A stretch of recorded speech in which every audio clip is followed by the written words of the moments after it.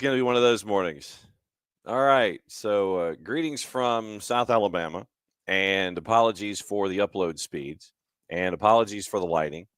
I've turned on every light here in the studio space. So, we'll see what happens here as we go. John, hear you there. It's a Wall Pass Wednesday, and we'll go over everything that we know about what happened yesterday.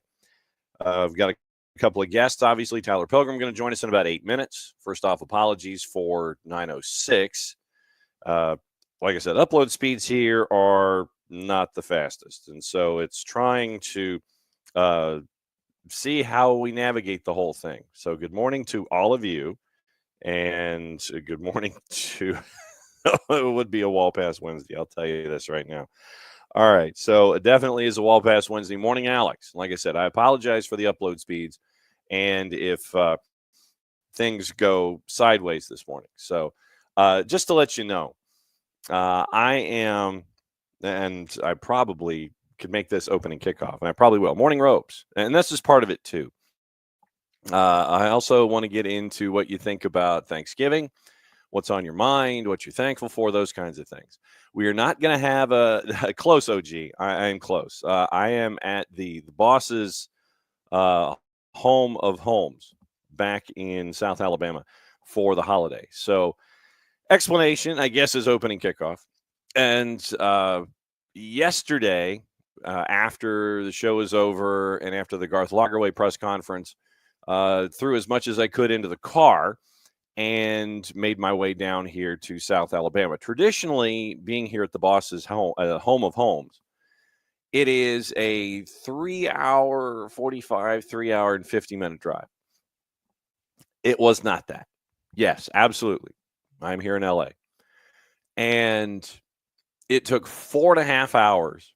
And these days with we'll go ahead and make this opening kickoff. Brought to us by our friends at Kickoff Coffee and kickoffcoffeeco.com. There's your QR code for those of you who might be seeing what's going on. There you go. There's your QR code. Everything's going to be a little slow this morning. I think I can see that right now. That is your QR code for those of you who are hanging out with us, however you are doing so, either on the YouTubes, the 280-character app, or on the Twitch. Don't forget to click on that QR code at Kickoff Coffee and kickoffcoffeeco.com. When you check out, after having purchased a lot of things from Kickoff Coffee, use the code SoccerDownHere15. They get 15% off your purchase. They, in turn, take 10%, reinvest it into youth games, youth initiatives. Very, very cool stuff from our friends at Kickoff Coffee and kickoffcoffeeco.com. Okay. Traditionally, here, let me fix. I get too much headroom here. All right. Traditionally, this drive will take 3 hours 40, 3 hours 45. And no, yeah, 4-card. I got nothing to talk about. So traditionally, 3 hours 45, 3 hours 50. Yesterday, it took 4.5 hours because of construction on the freeway from point A to point B. My first question is this to departments of transportation everywhere. Why, and I ask why? Why is it that you want to construct on interstates during holiday weekends or holiday weeks? Holiday weeks, holiday weekends. Why? Why would you want to do something like that? Because all you're doing, and this was at a stretch of a freeway where you're going from 4 lanes quickly to 3, quickly to 2. You decide to have construction right there at that intersection, at that joining point from 4 to 3 lanes because of an exit-only lane, and then 2 to carry your journey out of the state of Georgia into further environs. You feel compelled to have construction on a road during a holiday week when people are traveling on the roads. I mean, just ask AAA. Just look at the news agencies. They would say, well, AAA says that X number of people are 9 billion people are going to be on the roads this holiday week. Oh, man. So it was an adventure. And mercifully, this is how it's going to be this morning. I may have to change my router. Mercifully, it might, it was one of those where I was right near an exit getting off of the exit in the first place.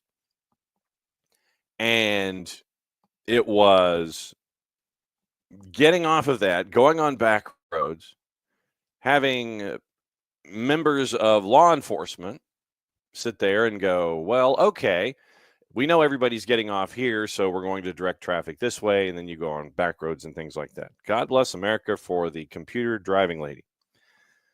And so going through back roads in multiple states and time zones and 2-lane roads and a bunch of fog and all those kinds of things because of travel and because of construction, that's why it took me 4.5 hours to do a 3-hour and 45-minute drive.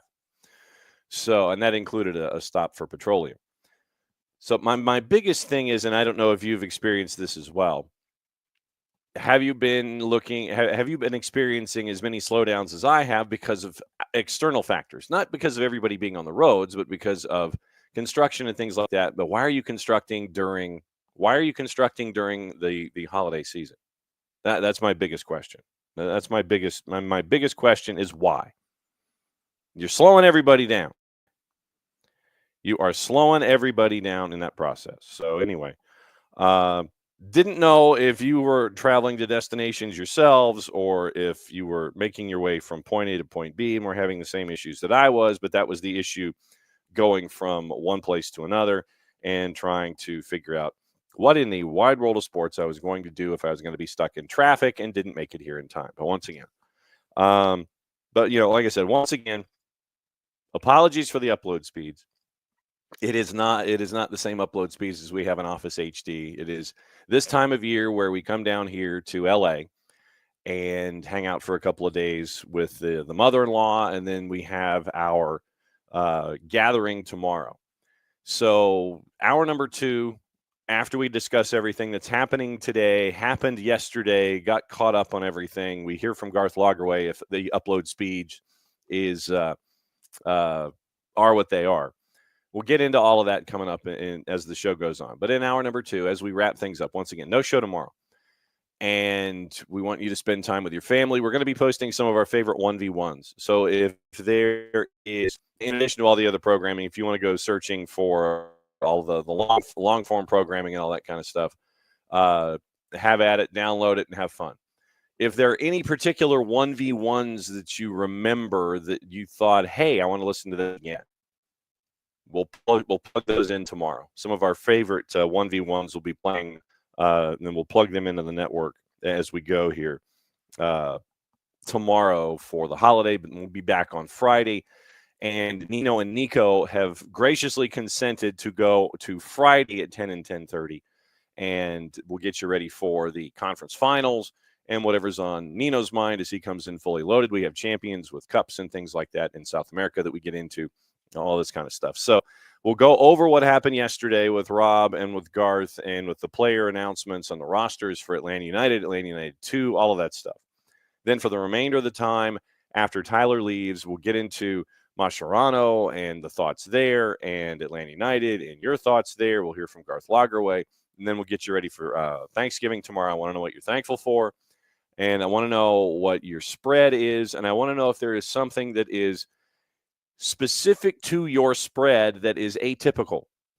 Meaning, with Thanksgiving, it's always the turkey, the dressing, the this, the that, and all that kind of stuff, all the standard stuff. Is there something that is atypical to your spread? Tell us what it is, and if we can share it and make it. So that's what we're hunting for with all of that stuff as we go forward. So that's the breakdown for the show this morning. Opening kickoff. And Alex, thank you. A friend who here's Alex. A friend who's a planner for the city of Atlanta loves to remind me that you aren't sitting in traffic, you are the traffic. Yes. Tyler, did I not send the link? I thought I did. I thought I sent. Oh, there we go. Maybe help if I hit send. There we go. It's the same studio space, Tyler.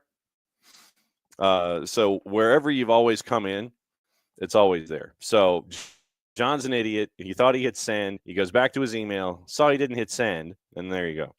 So that's the kind of day we're staring at right now. So, but anyway, I'll tell Tyler when it comes back in. It's the same link you click on every single week in case John turns into an idiot. But this is to Alex's point here. You aren't sitting in traffic. You are the traffic. I've always maintained that if the person at the front of traffic would just hit the pedal on the right, then there would be no such thing as traffic. Seriously, if the person at the front of the line that is causing all of the traffic would not use the pedal in the middle, they use the pedal on the right. That's the gas pedal last time I checked. You hit that, then you're okay. Traffic at that point. I'm just saying, there's no traffic if that happens. There's no traffic. None whatsoever. None, I say. None. None, none, none. Am I wrong, Tyler? No, you're absolutely. I'm so distracted. I didn't even plug in my microphone. By what? You look like a mosaic. I do. Well, I am in LA. Hotel internet has got you. I look like a mosaic. Fantastic. You look great, by the way. I appreciate it. This is like the difference between 1990 and 2024. Not wrong. No, not wrong at all. If I was discussing how it took me 4.5 hours to get from Atlanta to the in-law, and why you have. Yeah, John's a little buried. He is, no question. If you had construction on holiday weeks, as Jarrett joins us now, why are you having construction on the roads during holiday weeks? Why? I ask this question, why? Especially on the busiest travel week of the year. This is what I'm saying. Baby. G-Dot. And F-Dot. Yeah, that could very well be true. Yes, that too. Yes, yes.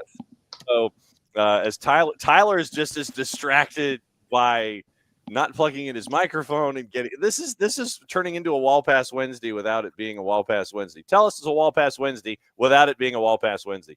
John is at the mother-in-law in the office. To be fair, literally I just got the notice that we were actually doing a show today. Well, we are, because John forgot to send the email that the link is static. Thought he hit send. Yeah, the link is static. This is a studio space. So if all else fails and you're like, hey, I thought I was supposed to be on the show this morning. You click the link and there's something going on. Yeah, John forgot to hit send. What else is new? So that's where we are this morning. But was static. Yeah, I've learned that now. It didn't used to be. Mm-hmm. It used to be every day was a new one. Yes. And so now what you can do is you can set up a specific studio space with settings and all of your drops and everything all in one place. Case, yes. God bless technology. You guys over at SNS, as we refer to the Atlanta United information sharing program that we have here, you went on Especial yesterday and broke down everything after the press conference involving Garth Lockerway and the announcements of the offseason roster moves, both Atlanta United in and around Rob. So what was the initial vibe from everyone that was tuned into your coverage last night leading into this morning? When it comes to Rob, I think there's that moment of like, some people were more sad than others. Some, were, there was nobody that was just like, yay, Rob's gone, because I think if you feel that way, there's something wrong with you. The dude's a good guy. He's a genuinely good person. Right. Thank you, buddy. He is a guy that has laid it all out for this club, not just as his head coaching stints, but as an assistant coach and everything else he's done for the club. And so lots of people that said, they were kind of admittedly leaning to the,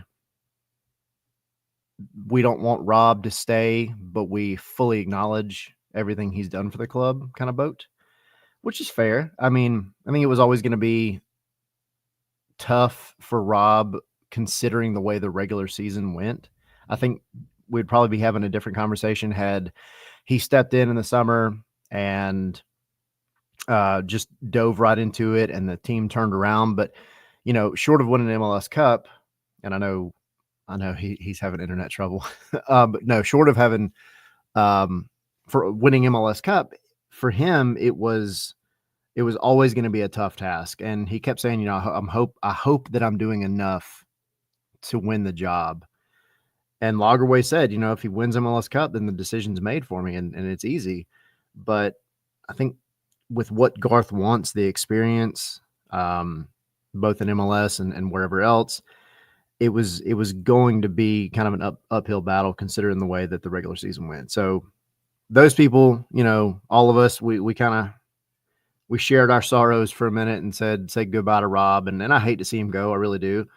But I want to see him go succeed somewhere because he's going to be a head coach regardless. Wherever it may be, whether it's maybe he'll pick up Vancouver or New York or Philly, who knows? But, it's just one of those, you hate to see such a club legend go on, and John's working to happen. Yes. Bad signal in LA. No question. I'm just going to tell you guys, if I dump out, keep going. That's all I can say. Hey, I've been monologuing the whole time, brother. He just powered through. It's fine. Yes, yes. Look. He's like Derrick Henry running behind a duo. He just got to the second level and just legs kept moving. Yes. So I'm gonna go ahead and just say, look, if I dump out, you guys keep going, and I think that's where we are this morning with Tyler's been perfectly moving right along. So just keep moving right along.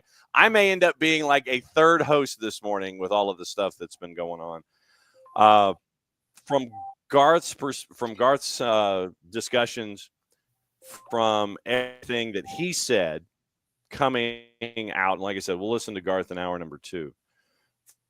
What Garth laid out yesterday, Tyler and Jared, let me get your perspectives on that. First, Tyler, what was your takeaways from what Garth was breaking down when it came to the choice of understanding what Rob meant to the club, roster decisions, chasing after technical directors and head coaches, and those kinds of things? I think, because he jumped all over the place, right? And it was good. It was actually a really informative press conference. As far as Rob is concerned, he mentioned how, professional Rob is, how much he's meant to the club, how much of a legend. He said he's going to go down in the lore of the club, which is true because you've had some pretty historic moments, specifically with Rob in charge over the past few months. And he's always going to be a part of that. But he said he's looking for, again, more experience. And that's just unfortunately not something that Rob had. So, then he goes on and says that they've kind of narrowed both the sporting director and head coach down to just a couple of guys, or I say guys and gals, I don't know, a couple of people, and candidates, whoever it be. But a couple in each bucket is kind of what he said, and that they're hoping to have the coach finalized by next week. Now, that's not to say that is when the announcement will be, but he did say, they're hoping to announce both kind of in the next couple of weeks, but before Christmas. So there's your Christmas gift, hopefully, everybody. Beyond that, I mean, he mentioned he specifically pointed to getting a striker. He as he refers to a center forward as one of those DP spots. Because I think everybody kind of knows what the team needs. And he even said, like, I'm not going to dance around it. I'm not trying to be cute. Like, we're going to be looking for a striker. Mentioned maybe looking for a left winger. Also noted that he wanted to add another defender. And then pointed to possibly expanding Noah Cobb's realm of responsibility over to right back, which I've seen people kind of go back and forth about. I mean, the kid's young. He has the opportunity to learn another position and kind of be a part of another position to where he could potentially get more playing time. Because right now, I mean, Ronald Hernandez, they're still working with him to try to find out something with a contract that they both agree to. Brooks Lennon's injured for the first month, 2, maybe even 3 of the season. Right. And then you have Matt Edwards. And Matt Edwards is great. He hasn't got a lot of time this year. And I think just giving Noah Cobb that extra tool in his arsenal to potentially get more time is going to be good for him, because it's not like he's a center back learning to be a striker. He's switching over. He needs to add some more attacking prowess to his belt, but it's not like he's jumping across the pitch to do something different. So, I mean, those are just some of the highlights from the press conference. But I think it's all good stuff. I mean, I think Garth, he clearly has a plan, and now it's just a matter of getting these two guys, the sporting director and the coach, put in place and sitting around a table to where they find out they can both agree with each other, and then they just go forward from there. Literally, it almost seems like, and I'm not, Jared, I don't want to call it speed dating, but it seems like it's one of those things that you see in the Hallmark movies where it's like, oh, okay, so you get to sit at a table and someone's across from someone else, and you have 2 minutes, ding, and then you go. It's a little more involved than that. Yeah, it is. No, it is. It's there's a lot to unpack from everything, from the release, from the press conference, from the Noah Cobb stuff. I mean, for instance, Noah Cobb is hyper athletic, and he's a lot faster than you think he is. He's a lot faster than you think he is, because we see center backs have to make like those 20-yard sprints where they close distance. And I don't know what Noah's offensive game would be if you stuck him out at right back. Or hell, man, you could bring somebody in who wants to run 3/5 at the back, and then it gets a little more tricky in how you want to do that. But you'll see. You've got 3 veteran center backs on that roster with 1.5 kids. I say 1.5 because a friend Morales is negotiating to come is coming back. But how you figure out improving that defense will be interesting. Does Derek Williams give you another year with the highs that he gave you this year? Can Stian Gregerson stay on the field? Like, that is a genuine question I have right now, because when Stian's been on the field, it's been great. But man, there are times where it feels like those legs are made of wet paper, and he just hasn't been able to consistently stay on the field. As far as Rob goes, just to echo what Tyler said, man, I hate it for Rob because so Rob has been here since 2018. He's been here through multiple managers, and if you know how managing works in soccer, a lot of times managers will come in, they'll bring their whole crew with them. They move as a unit. He has been a part of multiple units here. Tata, Frank, was a part of Gabriel Heinze's staff as well. Then Gonzo, like, he has been kind of that rock, and I think it speaks to both his knowledge, but also his personality, his connection to the city, and connection to the club, and what he brings you in terms of positivity and what he can bring you tactically. Because I think as much as we talk about, yes, he matters to this club. He's mattered for so long. I don't think Gabriel Heinze gave 2 shits about that. I think Gabriel Heinze cared more about, can he help me? And he decided that he could and kept him around. Rob took up the mantle twice when you needed him to. If you had asked me after the Miami series, I would have told you, after you had beaten Miami, I would have told you Rob is in the driver's seat for that spot no matter what happened in Orlando. Clearly that wasn't the case. But I cannot imagine he does not land somewhere in at least USL Championship or higher.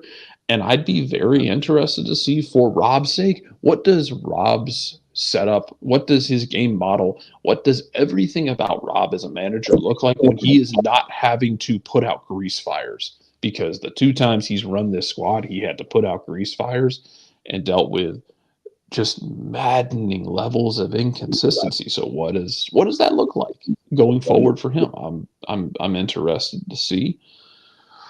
But yeah, and to Tyler's other point about the timeline, because I know people were mad on Blue Sky about when I mentioned before Christmas, like, that's that long. I'm like, look, this is the thing of under promise and over deliver. You would be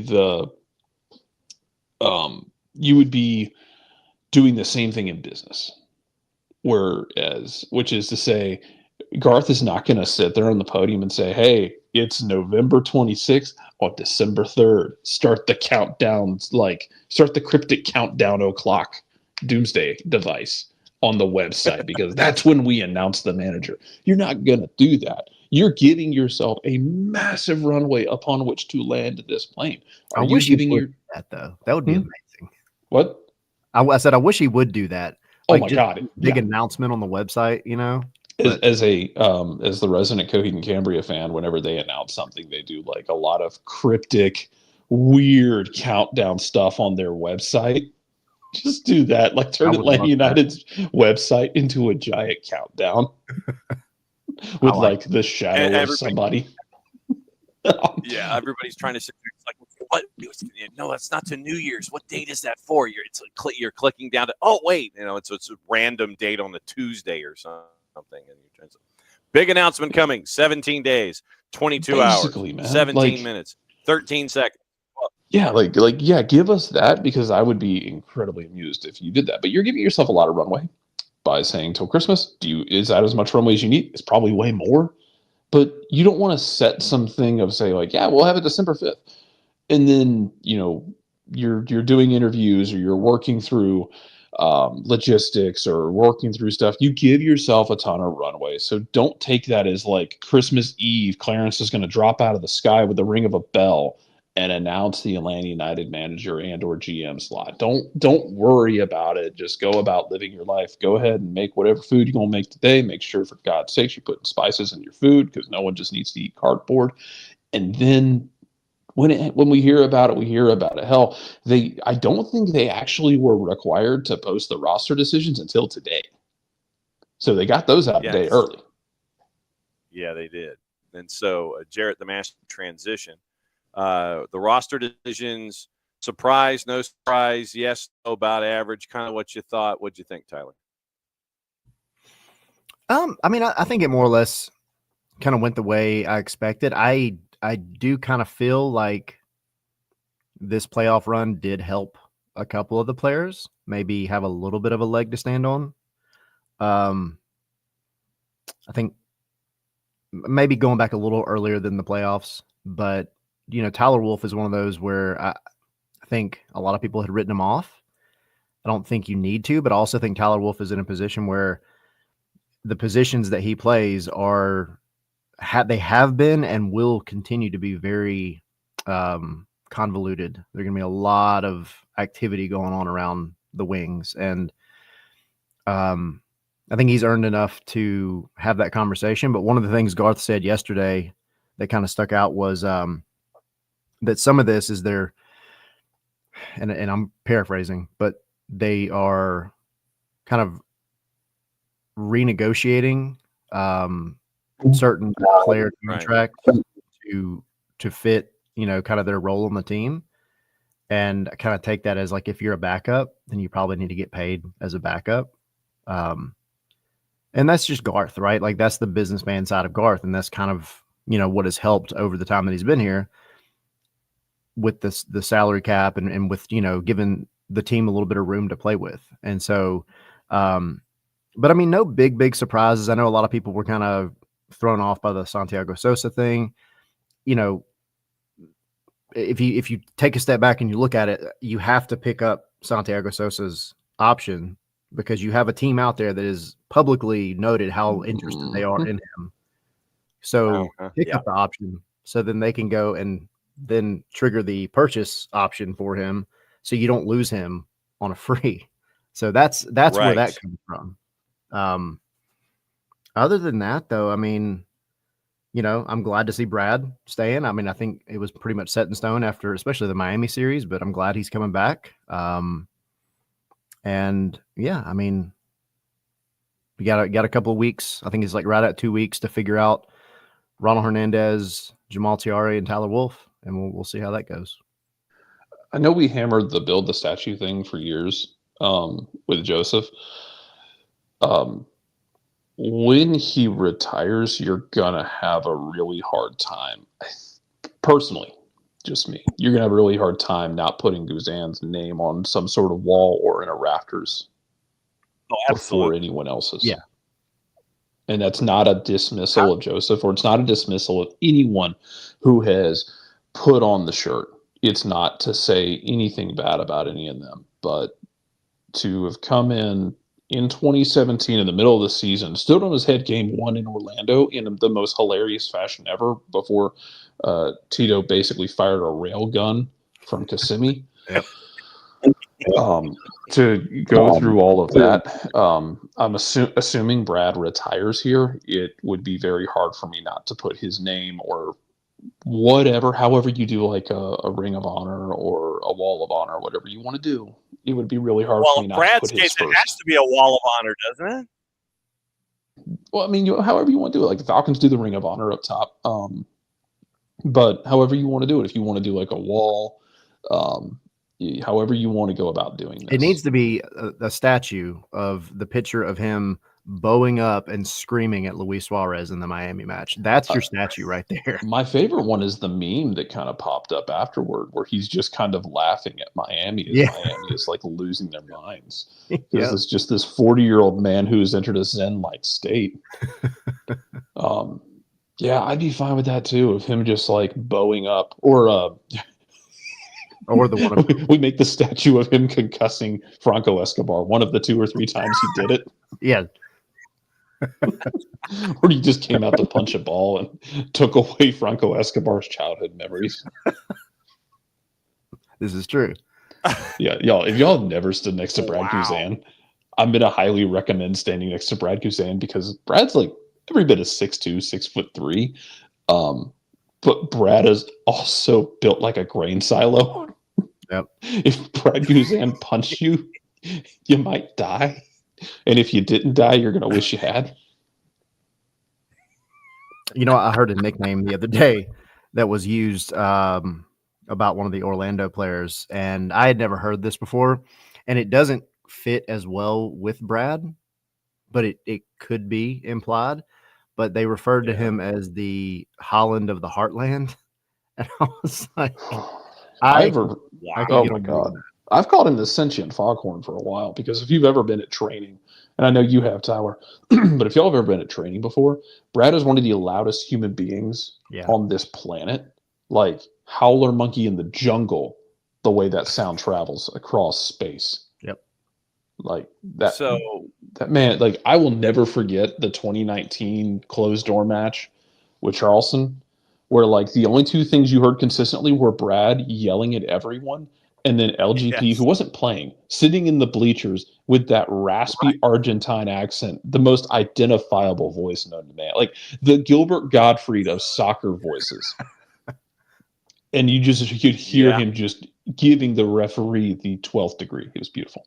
Carry on. Oh, it's fantastic. Yes. So the Holland of the Heartland, was that Thorhalson or Janssen?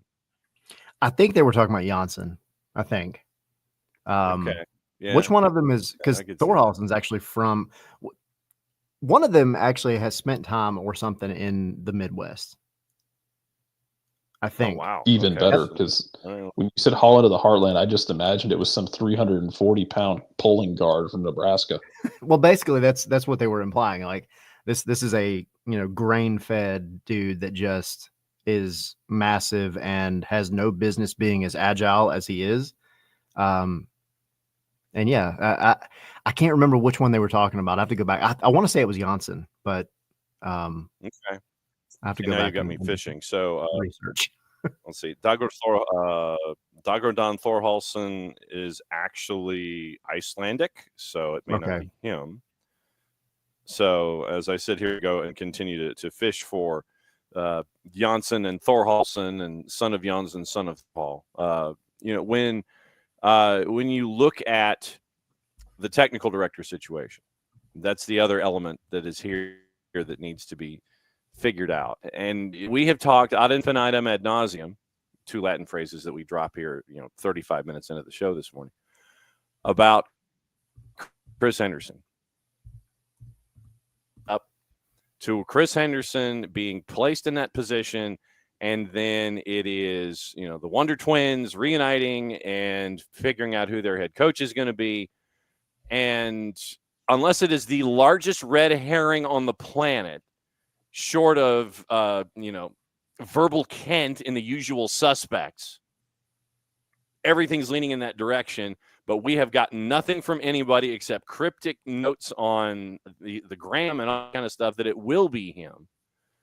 But that's the next stage in this where, you've got to have your speed dating attaching to the technical director. Everything's in line, and then everything rolls forward. I have heard no other names. I legitimately have heard no other names. So this is either the best secret that Garth Lagerwey and Atlanta United have kept, or it is the worst kept secret known to mankind that it's going to be a Chris Henderson coming in here to be the technical director that's associated with everything here, Tyler. He posted this thing on Instagram, right? Like moments after the end of the Orlando match. And it's like, thank you, Inter Miami. And he'd also had like another post at the airport or something a couple of weeks ago. And yeah, I mean, I don't know of any other names. And I mean, if you want my conspiracy theory, it's that obviously Garth, sure, he can't come out, and he's not going to, and he can't come out and give you all the answers, right? Like Christmas is coming. Let's save the gifts for Christmas Day, whatever, that kind of vibe. Or as Jarrett said, there's a massive runway to land that plane on, depending on the entire month of December when they can announce this. Yes. It almost feels like the technical director, sporting director, whatever we're going to call it nowadays, has been decided. And now it's a matter of those three finalists for the coaching job. Who's going to fit best with Chris Henderson? That's my conspiracy theory. That is in no way representative of anything I've heard from the club or anywhere, but it just feels like we should have had some name at some point, and it's been like radio silence. The only one that keeps popping up is Chris Henderson.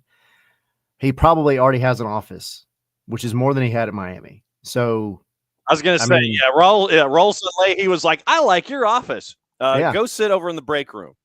Yeah. So he's like, all right, fine, I'll go up to Atlanta and they can give me a room. They're rebuilding the They're training literally ground. building a new wing onto the training ground. Exactly. Yes. Like, roll out the red carpet for him. We know this because we heard the jackhammers Saturday when we were calling the game until John had to pull a Mac Brown and left in the 60th minute. And then what happened? Atlanta scored Amir Henry scored 2 minutes after you were out of earshot. Of course. I mean, it's like I'm out of the visual for the U16 match against Nashville, and then I get to the car and I hear this. Ah! And for those of you who don't recognize that reference, there was a college football game a couple years ago before Mac Brown retook the UNC job, from which he has now been fired. Despite him saying, "I look forward to being back next year," but you're not, son. To being back next year. Yeah, thank you. It's very similar to a Steve Spurrier accent, but also a little bit different. But there was a game where he was calling where in the middle of the game, he said, guys, I got to catch a flight. I'll see y'all later. He just walked out the booth. He just walked out. He's like, in the middle of the game, in the middle of analysis, he's like, look, I got to get to the airport. I got to catch a flight. Y'all take care now. And just walked, put his headset down and just walked out, went to the airport. Yes, because he had Bristol studio duty, and they only play, and so that was where it is. He was going to make the flight to Bristol to do studio work, but he had to leave then, and so that was like weather delays and things kept pushing everything back and all that. But right now it is short of a countdown clock, and Emilio's like, why announce next month and give the new manager and tech time? We don't know what we don't know. This is something that I've always maintained when it comes to coaching, just player movement, all these kinds of things. We don't know what we don't know. We don't know the conversations that have been had between the powers that are. We don't know what kind of a runway insert technical director here has had. We don't know the conversations of the final four names that were associated with the coaching vacancy. We don't know how much stuff in the air traffic control tower between Garth Lagerwey and all these incoming flights about, okay, well, if this, then this, then this, and then this. There's a lot we don't know about coach, technical director, conversations, futures, all these kinds of things. So you kind of have to take the conversations, Tyler, at the level that think they are, that you can assume that there is some stuff going on behind the scenes. It's not just you're walking in the door day one and it's like, okay, get to work. No, there's some background there. Yeah, I mean, I think you look back to when. I think you look back to when. Uh-oh, I can hear myself talking. I don't know what that's from. Okay, it stopped now. I don't know what that's from. 8-bit okay. John over there is doing some 8-bit magic. No, Garth came in, right? Like we all remember when Darren Ills was on his way out, and then we hear the rumors of Garth coming in, and then there was that match where Seattle came down to Atlanta, and supposedly Garth stayed for a couple of days, and it was like, oh, it's because it's Darren Ills' birthday, and it was just like, okay, well, yeah, but also where are the other names for that job? And they never came. And then all of a sudden we get the announcement that it's going to be Garth. Garth didn't step into the training ground that first week. He said he came in and just wanted to observe. That was not his first week observing. You go through this process from a hiring standpoint. And yeah, I mean, I think in a perfect world, it'd be nice if the moment the final whistle blew against Orlando, the announcement was, hey, guess what? Chris Henderson or whoever is coming in. It would be nice, but clubs, they're going to take time to make announcements because they have to make sure all their I's are dotted, T's are crossed, the capital I's aren't ones and all that kind of stuff. Like you got to take the time to get all the paperwork right. But that doesn't necessarily mean that the person is coming in completely blind as to what their job is. And so whoever that technical director is, I am more than confident Garth has already had plenty of conversations with that person to say, like, you're going to hit the ground running. Here is what you need to know.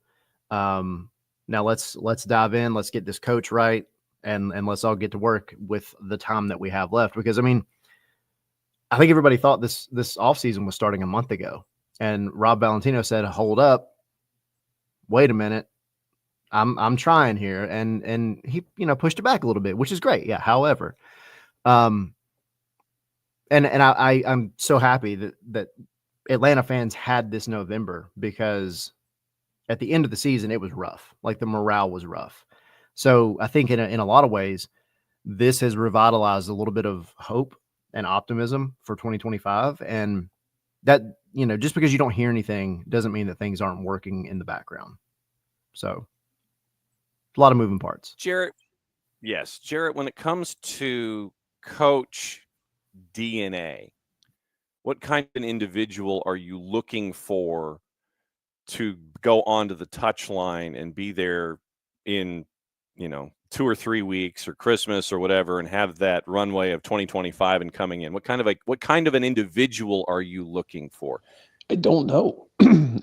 My simple answer is I don't know what to tell you, because I don't know. Look, we are fully into a situation now where this is all now Garth Lagerwey's kid. Like, yep. we are beyond the point of the remnants of pre-Garth Lagerwey in Atlanta United. I don't know what he's going to be looking for specifically, to be honest with you. We'll have to see. But I would imagine it's going to be, I know we've buried this word with a hatchet at this point, to the point where I think when we use the hatchet, we're just hitting pieces of dirt and there's nothing left to hit. But I think you're going to end up with somebody who is maybe a bit more, again, I'll put a dollar in the swear jar when I say the word pragmatic, but not as wildly aggressive. But not as like wildly aggressive. Like, Jason and I had talked about it before, that like for all of the underperformance you got from Gonzalo Pineda's teams, Gonzalo Pineda was very aggressive as a manager. Like, getting bodies the hell forward as a manager was that is what he did. He got bodies forward. He was very aggressive. They didn't perform on the offensive side of things. And when you got that forward and you didn't perform, you were exposed and you weren't good enough defensively. All that being said, I don't know what this looks like. So let's ask this question then. what matters more to the fans? Is it just winning, or is it how you win? Because I can go back and look at 2019 and tell you Frank DeBoer won 2 trophies, got you into the playoffs, and is 2 golazos away from hosting MLS Cup or again. And I will go to my grave believing they would have beaten that Seattle team if it had come down to it. But the style if wasn't. One individual had stepped out. Well, but now we're not talking about that. We're not talking about that. We're talking about style. I'm not talking about individuals. Okay. The style was not as favorable to people. Like how, but I think things can change over time, and having these rough years maybe changes that a bit. You know what I mean?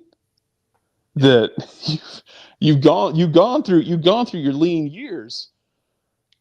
I don't know if maybe people have a different opinion on what they're willing to deal with, and what they're willing to accept in terms of style. I'm interested to see how people will feel about whoever the heck gets hired, and I don't know who it's going to be. I also like, and I don't know this either, but I also wonder if some of the managerial hires that have come open in the last 2 weeks maybe change things for you. Maybe you were like reevaluating who you want to go get. Maybe you're not saying we definitely want to get that guy, but hey, so and so came free. Let's set up an interview so we can at least talk to them. Yeah, like this whole thing is a moving target. But not only is the your target moving, but everyone else's targets are moving, and you're kind of moving through. You're kind of like a planet through space. You are rotating in multiple different directions, and you are rotating. You are rotating in multiple different ways, and also flying through space at the same time. There are multiple factors into the moving target that is a coaching search in MLS. Thank you for coming to my TED Talk. Tyler, would you widen your search to include Vanni Sartini now? I mean, yeah, I think you have to have the conversation, because I just think like you have the resources, right? Like, take a look at everybody. You didn't ask me about Nick Cushing, but bro, I didn't think Cushing was going to survive 2025. I give Nick Cushing his flowers for lasting as long as he did. Yeah, for real. But no, I mean, I think you have to have the conversation with anybody that's available. Nick Cushing felt like Mike McCarthy, like, oh, just get it over with already, for God's sakes. Yeah, just end it. Yeah, I think you have to have the conversation with Vinny. He's going to give you good quotes, no matter what. At least you've got the quotes coming in if you bring in Vinny. That would be tremendous on just sound bites alone. Even if you had him as your quote translator for if you had whomever your coach is, then you just bring in Sartini to come in and sit next to him. What he meant to say was this, and he goes off and he translates it off in his own way. When it comes to Atlanta United in 25.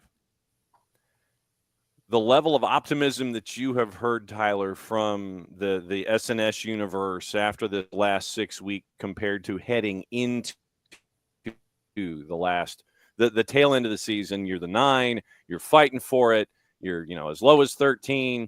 Where are the levels of acceptance, optimism, anticipation? What have you been able to glean over the last 6 weeks? I think to try to, I guess, get the median of everybody, you've had a group of fans that, and by group, I mean most of them, that have, they had that demoralized couple of months at the end of the season where it was just like, I mean, and we all saw the Rooted in the Stripes video. I think if you've had a chance to watch that, I mean, it's a 45-minute video and it's phenomenal, It does a great job, I think, of showing the inside moments and like how frustrated the team was. And I go back to a quote that Brad said Sunday night in the press conference when we were there. And he said, giving credit to Rob Valentino with the coaching staff, he explained like not one time did they ever give up on this team. Not one time did they ever throw in the towel or even imply that they wanted to throw in the towel. And he said, had they done that, had they kind of given that vibe, I don't think the team, the players would have been able to pull themselves out of it. So to me, there's two things with that. Like one, it tells you how big of a deal Rob and his motivational speeches and everything else in the coaching staff was. But two, we'll see where we are. So, Jared, do you have your ears on, Jared? Yeah, Tyler's giving a monologue right now. I was doing my monologue again, John. I was in it.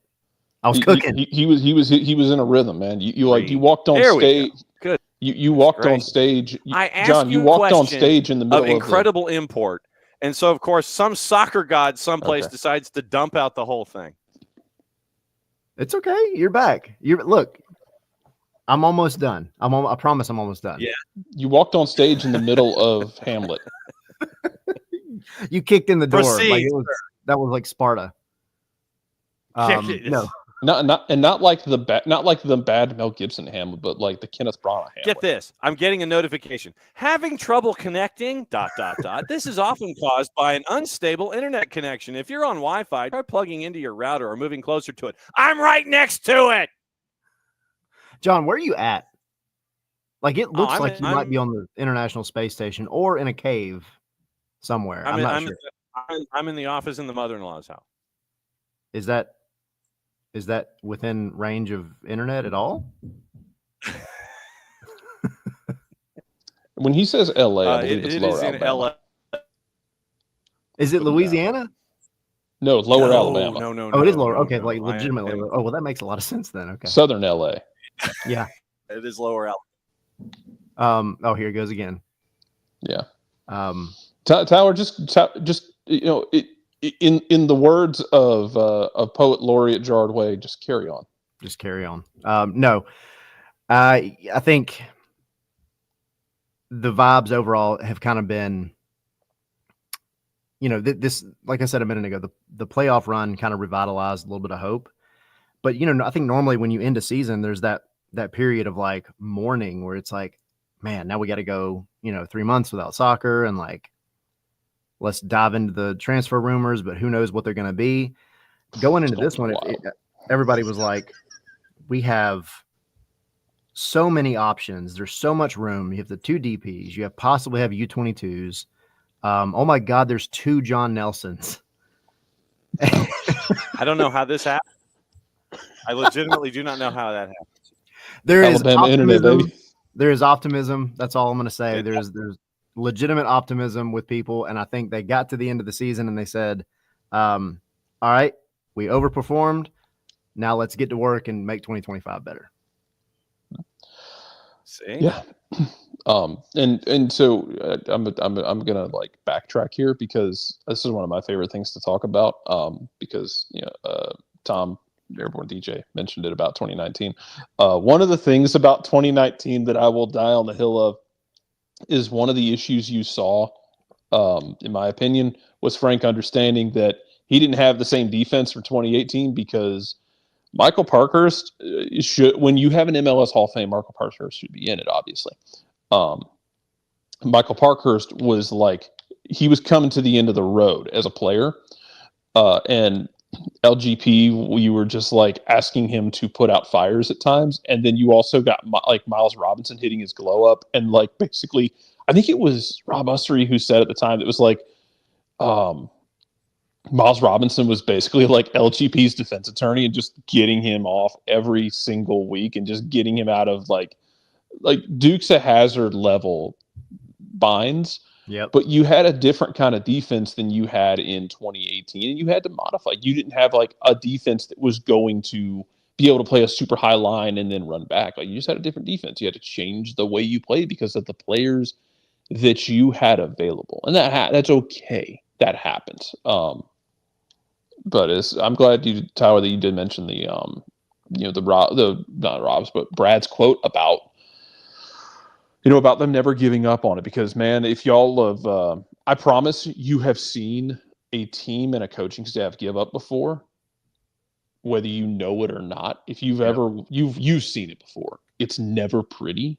But man, because they never gave up on this, and I think they give them their flowers for it, man. Oh, show. He is still here. Okay. Thanksgiving like name only. What's Thanksgiving going to be like at the Casa de Pilgrim? The turkey is being brined as we speak. If anybody wants the recipe, hit me up on Twitter or something. It's the way, you know, I feel like for a long time, every Thanksgiving we did a different version of a turkey, but then we found one a few years ago, and it is the way. And as a pilgrim, there's a lot of weight on that. So, so it's in the brine now. It's doing its thing. It's, you know, simmering in its own juices, waiting for tomorrow. But you know, we'll do all the normal fixings and stuff. My family, half my family's Puerto Rican, so we do kind of like a mixture. It's a little bit of Southern, a little bit of Puerto Rican, and it's really good. And it is lethargy inducing the next day, but it's so worth it. So no, the bird is waiting, and I'm excited to sit out there all day and smoke this turkey. Finishes. The best part is you get to do that and it's quiet. What's that? The best part is when you get to do something like that and it's quiet. Like you just get to be outside and it's just quiet. And you're alone with your thoughts and you're alone with nature. And you can take in all the good smells and the the allspice, and it smells like the holidays, and it's kind of cool outside. It may be really cold tomorrow. Yes, I don't know. Exactly. Get to travel to a midpoint from LA to Montgomery, and that's a midpoint for everybody in all the different directions. And so it is up there. And rain tomorrow. Great. I'll be driving. I'll love that. When it comes to the Casa. Dang. He got cut out in the middle of his own question. He is having a rough time. I think he was going to ask you, what are you doing? Oh, I'm just going. Like So first of all, my wife and John are out of town and are coming back today, just in time for us. So like, I think we're making like one dish because there's 80. Like we have a massive family. My wife's family is absolutely humongous. So like really everybody only has to make like one thing, and we're good for everybody. So we don't have a ton to do, which is good. It's more peaceful, less stress on everybody, but we'll see what all that looks like. It's just going to be chill out, enjoy the day off work, go eat food, let the kids play, then get ready for hate week in the SEC and ACC. I am disappointed that the Egg Bowl has no real significance this year, because I always think that the Egg Bowl, the Ole Miss Mississippi State game, for those of you unaware, is one of the most unhinged sporting events every single year. It doesn't really matter if it matters or not. They just hate each other, and they always find a way to make the dumbest sporting event possible. And that's what I like about them. Pure entertainment. Oh, absolutely. That's what I'm here for. I'm here to post up and watch football and like stare at my fantasy team and go, oh, remember that time I thought I was good at this? Why do I keep doing this?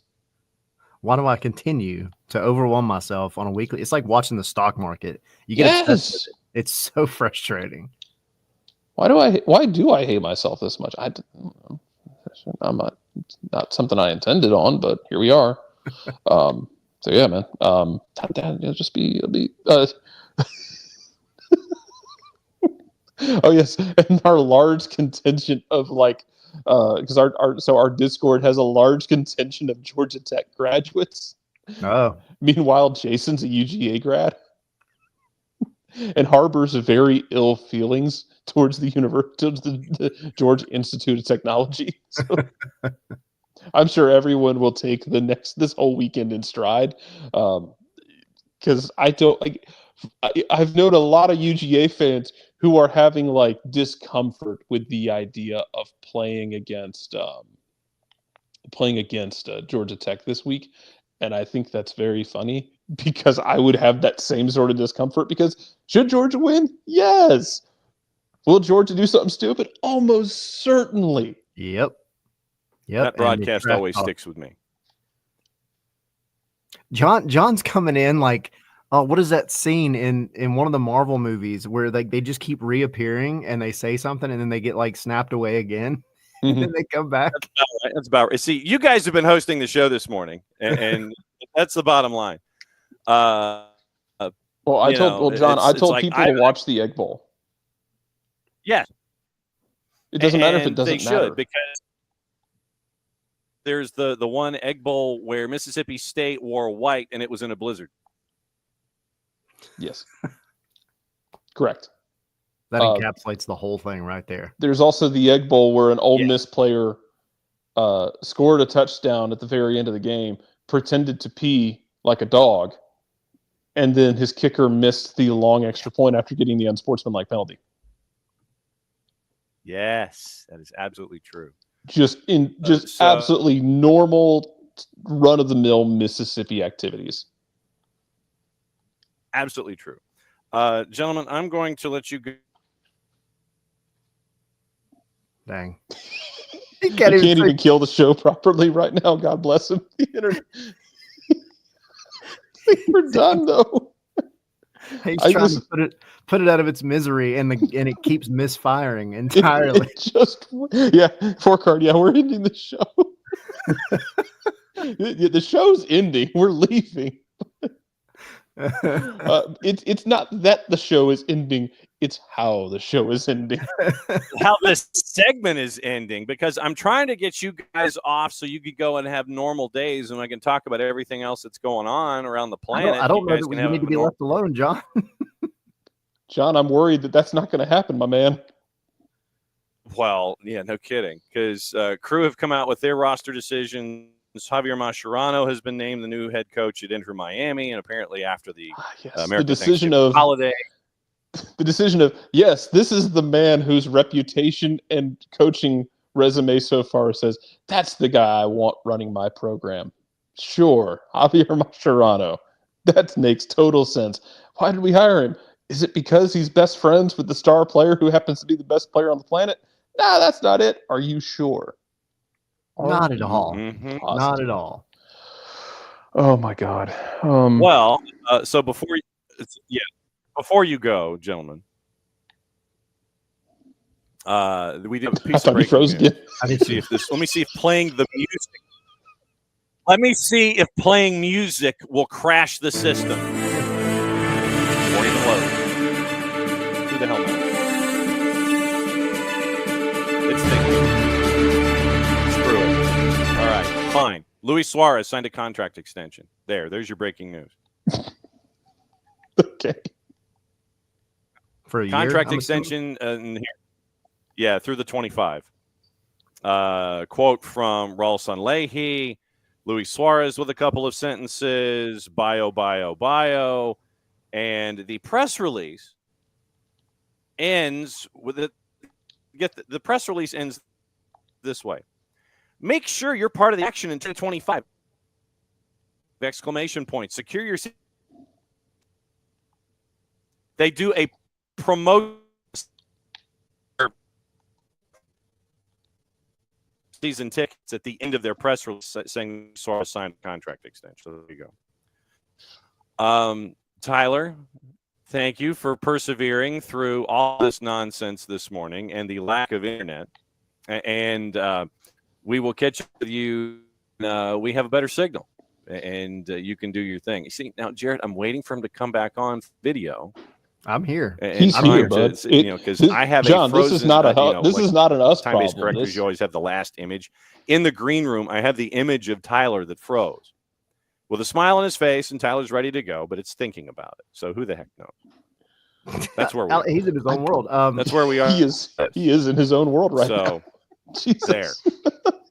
I don't Tyler, think you can hear us. Video signal at all. So Jarrett, thank you as well. And then he left. And we'll have a better internet signal. I'll tell you that. And then Tyler left. 10 out of 10, no Guaranteed. notes. All right. Oh my I'm dumping God. them both out. I love them both, but I'm dumping them both out. So actually, fine. What?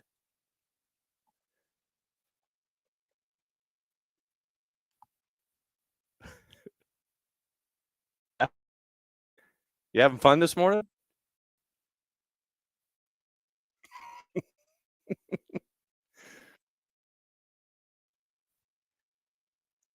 The fact that I've dumped out a dozen times this morning and you and Jarrett carried the first hour of the show.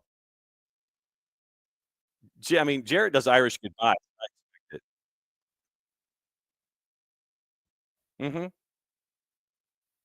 Mm-hmm. Mm-hmm. Myself backstage. Okay, I'm back. I don't even know what's going on right now. Since I've got the head end, I have the transmission element, the horizontal and the vertical. I see you as normal. I don't know what you see Well, in like your windows. You were talking like I think you pulled me off the stage right whenever you disappeared, and so I was backstage. I was dying laughing. And then you were talking to me and I thought you could hear me. And I was wondering if everybody else could see No. me because it was just you on the screen. Yes. Oh my God. So of course, and apparently get this. Apparently, Jason says, Jason, because I was trying to come up with alternate devices to actually come up with a signal. Jason says, was making sure why I got a critical security error. Because Jason's for all of our software. Apparently, Google is suspicious of Alabama. So a critical security error is happening. Yes, the entire state. The that's stream where has we been are. so jacked up. You have the NSA on you. Well, I mean, Fort Novacell is 15 minutes the other way. Literally, Fort Novacell right over there. It's right over there, and we hear the chops every single time. I'm genuinely afraid to my leave friend, for your safety, John. I'm sorry, but no, I will dip out. Okay, yeah. Well, let's put it this way: if Ish continues to happen, you've got the passcodes. You can just come on in. It's all right. So I mean, it's no big deal. I'm going to go over what folks are saying in the Twitch pitch.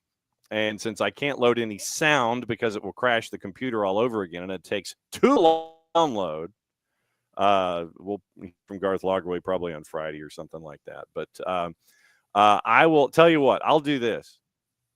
I will put you in the green room. I will dip you out, put you in the green room. So if you want to come back in, I'll have this image of Tyler's studio. I'll dip you out. I won't hang you up. I'll put you in the green room. How about that? We'll go halfway. That if works. You're afraid for my life here in Alabama, I'll put you in the green room. You can go get your coffee and do your thing. But yeah, if I text you, it'll be like, oh my God, get back in here. So go get your coffee. And this is Wild Past Wednesday in its purest form. Oh yeah, it absolutely is. Go get your coffee. Ever be in your favor, go get your second. Dominus Omnis. All right. We'll see you later, my friend. See ya. God. All right. So now I'm going to go all the way back and look at I'm going to go back and go through all the Twitch pitch stuff and the conversations, and we'll get through everything that happened yesterday. We'll get into what's happening today, what you can watch, where to watch it, how to watch it, all those kinds of things. And Javier Mascherano, Michelle Kaufman had a column that was out, an op-ed piece about the hiring of Javier Mascherano. So we'll get into that too. Let's see. So we'll go ahead and start here for hour number 2. And it is Javier Mascherano, welcome to Miami. The pressure's on. The skeptics are watching. Inter Miami announced Tuesday that Mascherano hired as the 4th coach in 5 years after the unexpected resignation of Tata Martino, contract through 27. Hardly a surprise, Martino, a native of Argentina, was replaced by another Argentine. This one's Messi's close friend and former teammate with club and country. Mascherano, known for his leadership skills as well as his tackles, earned the nickname El Jefecito, the little boss, during his playing career, which included 8 years at Barca as Messi's teammate. Make no mistake, Messi is and will continue to be El Jefecito of this Inter Miami team. Messi's a walking ATM, a human billboard. Packs stadiums wherever he goes, drives ticket prices. His pink number 10 Inter Miami jersey is the top-selling Adidas shirt in the world. Argentine icon, the driving force behind the massive spike in gambling on MLS games during the past year and a half. In the 17 months in his arrival, World Cup champ and Ballon d'Or winner has shined in an unprecedented global spotlight on his team in Major League Soccer. Messi's the face of the franchise, most impactful player in MLS history. It behooves team owners and MLS execs to keep him happy. Point A. Desperately want him to stick around through the 26th for opening of Miami Freedom Park in the World Cup. Who can blame them? So Messi gets what Messi wants. Once again, not a surprise. Really shouldn't. He wanted to be reunited with his Barca buddies, Busquets, Alba, Suarez. Wish granted. Wants to be coached by Mascherano. Done. Never mind that Mascherano's never coached a professional team, has no MLS experience. His entire managerial resume consists of 50 matches with Argentine's U20 and U23s, and even there the results have been mixed. It is under his direction under the U20s. Six-time world champ failed to qualify for the 2023 U20 World Cup after 3 losses in 4 qualifying matches. The only reason Argentina wound up getting a spot is because FIFA stripped Indonesia of hosting rights due to off-field controversies and granted the host spot to Argentina as defending World Cup champs. They were eliminated in the quarterfinals. The U23 team lost a close match to France in the quarterfinals of the Paris 2024 Olympics. On the heels of those results, Mascherano just landed the most high-profile, high-pressure coaching job in MLS history. Takes over a Miami team that broke the league's all-time point record, won the Supporters' Shield, 79 goals, fell short of expectations. Inter Miami managing owner Jorge Mas consulted Messi about a replacement coach on Saturday, November 16, shortly after Martino revealed his plans to leave for personal reasons. Quote, I asked Leo, what is important to you and what do you think is important to get the best out of our roster and how do we improve? Leo shared his thoughts with me. How can our young players and the veteran players get together, play as a team, and be successful? Without a doubt, a familiarity with Leo and the other stars is an advantage in every aspect. Obviously, I want Leo to feel comfortable with the new coach. Given those guidelines, me and my brother Jose, David Beckham, and Raul spearheaded the search. Within 3 days, they had 3 finalists, Mas said. By Wednesday, they'd made their choice. And this is Kaufman continuing, by the way. Miami needs to bolster its defense, no question. Mascherano was a great defensive midfielder, an intelligent player who played on winning teams. In addition to playing alongside Messi, former Barca teammate of Suarez, Busquets, and Alba. Won trophies together, spending a few years coaching U20s and U23s gives him insight to the younger generation. Familiar with some of Inter Miami's young players, having worked with them Argentina's youth national teams. Mascherano called up Aviles, Karmaski, Farias, and Redondo at various points in his international coaching career. Is that enough to make him the best candidate for this job at this critical juncture of the club's history? To tell, but the Mas and Beckham are handing over the league's with so little coaching experience. And coaching in MLS is vastly than coaching in other leagues, starting with impossibly complex player categories, ridiculously restrictive roster rules. You need an NBA degree to decipher DPs from U22s, not to be confused with young DPs. Kaufman's correct there. There's GAM, there's TAM, playoff system, coast-to-coast travel, different fields and playing styles. Demanding and challenging for even Martino, who led Atlanta United to the 2018 MLS Cup, coached in 2 World Cups with Paraguay and Mexico, reached 3 Copa America finals, and coached Messi at Barca and with the Argentine team. Roster still was short. Martino's an old-school coach. Word is some players thought his training sessions and meetings too long. We can argue that he turned his club from a perennial loser to the team with the best record in league history. Mascherano doesn't check nearly as many boxes as Martino's did when he took over Inter Miami. Be expected to exceed Martino's accomplishments. He'll be expected to win MLS Cup, deliver a respectable showing in the 2025 Club World Cup tournament that includes heavyweights like Real Madrid, Manchester City, Bayern Munich, and Chelsea. Anything less will be considered a step backward. And then Mascherano said the right things in the press release. Time will tell. Pressure's on. Clock is ticking. Start. So that's the Javier Mascherano welcome to South Florida, Fort Lauderdale. And Will is 100% correct in this. His thoughts, Leo gets what Leo wants. There you go. Not a surprise, but once again, when you have the star of this generation in a location You will spend money. You will make him happy. You will bring in his friends. You will try to construct. But the biggest thing you got to construct is that defense. You front loaded offensively, and you were found out at the back. You were consistently found out at the back. And you were last found out at the back in 2 games against Atlanta United in the second round of the playoffs. Second for Atlanta United, first for you. So Mascherano's task now begins. Fixing the back, balancing everything involving cap. And yes, you were the number 1 team when it came to MLS cap expenditure. So welcome to Major League Soccer, Javier Mascherano. I think the press conference is set for a week from now. So there you go. All right. So let me say hi to everybody and good morning to everyone. And we'll go all the way back to the beginning, I think, at least when I didn't dump out. So morning, Bart, morning, Harry, morning, OG, morning, Will, morning, Rich, morning, Forecard, morning, Derek, morning, Abby, morning, Jordan, and morning, Will. Let's see. Morning, Derek and Rich, and let's see. Morning, Ropes. Yeah, the height of entertainment. God bless you all for hanging out the other way. Morning, Forecard. Put the episode on repeat all day tomorrow. You guys, you can listen all you want. Morning, Abby. Morning, Derek. Morning, Mrs. Pilgs. So apparently, Tyler's boss was watching and says it's their favorite episode. So yes, this will be available on YouTube later. It will be available in audio form later this morning.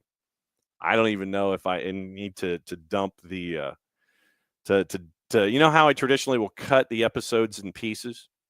I don't even think I need to do that. I think we'll just play it as is. I don't want to know how this sounds at the end of the day. I really don't. As we go here, we got 40 minutes. I want to know what you're thankful for, since it is a Wall Pass Wednesday. I want to know what you're thankful for. I want to know what your plans are for tomorrow and or the weekend, other than being stuck in traffic. And I also want to know if there's anything specific to your particular Thanksgiving spread that is atypical, that is completely and totally atypical to what is the standard Thanksgiving spread. I want to know if there's anything specific that is there that's attached. So that is your assignment for the remainder of the morning as we continue to go through the news of the day, the news of yesterday. Columbus, like I said, made their roster decisions. We'll get into that coming up in just a little bit. And we will roll everything through here. Let's see. So I know that Jordan had asked, and I think that all of you answered. Morning Pars, by the way. And morning Emilio, morning Will. Everybody is thinking that that I'm really going to enjoy listening to this episode. I don't think I'm going to listen to this episode. I'm really not. I really am not. While we try to be a bastion of news and information and let you know what's going on here, the interwebs are apparently scaring Jason. The Alabama internet is scaring Jason, or Google is scaring Jason because of Alabama internet. It's probably the best way to phrase it. So tomorrow, once again, let me know if there's any 1v1s that you guys liked that we can repost, because we want you to listen to those interviews. Were there any really cool interviews that were a part of the season to date that you enjoyed, and we can repost those as a part of the day? So yeah, go back and listen to this show if you wish.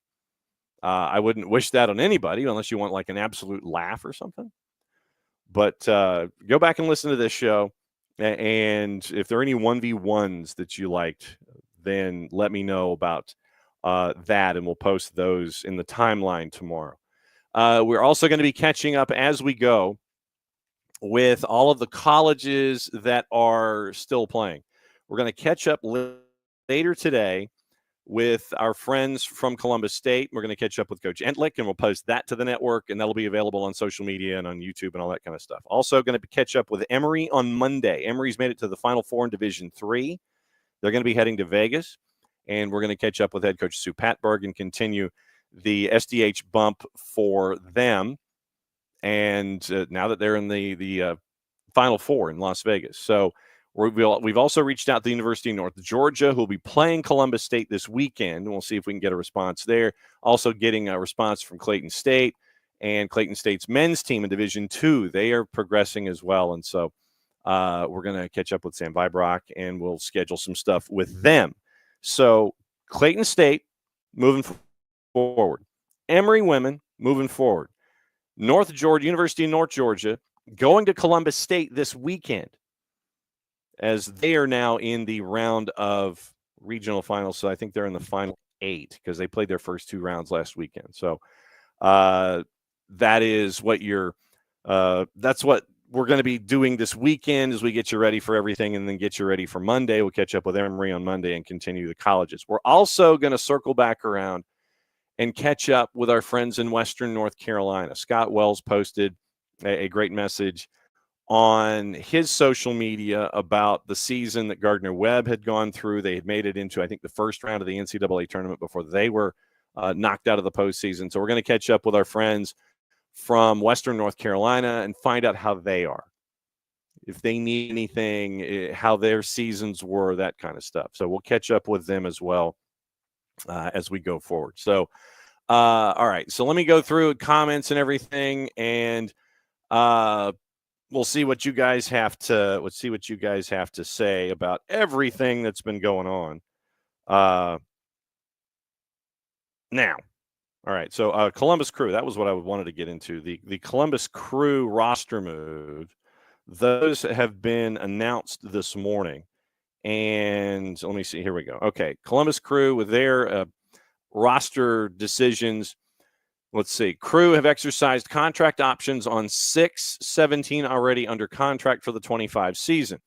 Crew exercised options on keeper Nils Hagen, Abraham Romero, and Patrick Schulte. So Schulte's option picked up.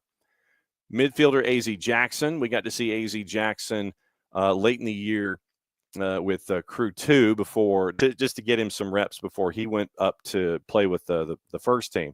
And forwards Christian Ramirez. So C-Ram and Jason Russell-Rowe had their options picked up for Columbus Crew. Amundsen, Camacho, Shaberko, Farsi, Herrera, DeJuan Jones, Steven Moreira, Arston, Shambos, Taha Habrun, Cole Maroka, Hinostroza, Derek Jones, Nagby, Zawadzki, Cucho, and Rossi were already under contract for 25. The Crew declined the options of Keegan Hughes and Yaboa, Evan Bush, and Alexandru Matan are out of contract. The Crew are actively engaged in negotiations to re-sign Bush. Hughes and Yaboa eligible for MLS re-entry. Updated roster currently stands at 23 for the black and gold, listed alphabetically by position. Interesting that Alexandru Matan is not up for renegotiation. That I find to be intriguing. So we'll see. Let me check quickly from our friends at Spot Track what the salary number was for Alexandru Matan, and we will check and see what his number is, and it's probably feasible for somebody. So we'll see what that looks like. Bart, to answer your question, she has not seen Wicked yet. Bart wants to know if we've seen Wicked yet. What are her thoughts? She is somewhat against it. She has some trepidations because, and I say this, because it's not true to the musical. And I say that because apparently there is one song that is 180 degrees from how it is, how it's supposed to be interpreted. And apparently, if I remember correctly, Elphaba cries in the movie, and I thought that there was something involving tears and Elphaba, which are bad.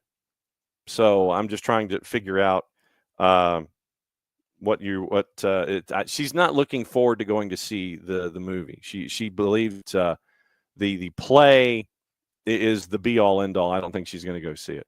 Alexander Matan only made, as a U22, he only made $483,000. So interesting that Matan had a contract that was what it was. And yeah, so it's interesting. News from overseas, and this is going to be kind of scattershot here for the final half hour. Frank Lampard edging closer to a dugout return as Coventry's next manager. Apparently, he has agreed to terms, and so we will see what is up there. Agreed in principle to become Coventry City's new manager. Nothing signed yet, according to Ben Jacobs. FIFA investing $50 million into the FIFA World Cup Qatar 2022 Legacy Fund, put towards a series of social programs in collaboration with World Health Organization, World Trade Organization, and the UNHCR in collaboration with Qatar. Reserving comment. I'm just going to reserve comment. All right. So Bart says Rob needs it, and graphics are taking too long to load, so I'm just going to end up reading the comments here. Bart says Rob needs a chance to figure out tactical philosophies and how to implement them on a team. Hasn't really had the chance to do that in Atlanta. Truly believe a USL championship team should hire him yesterday.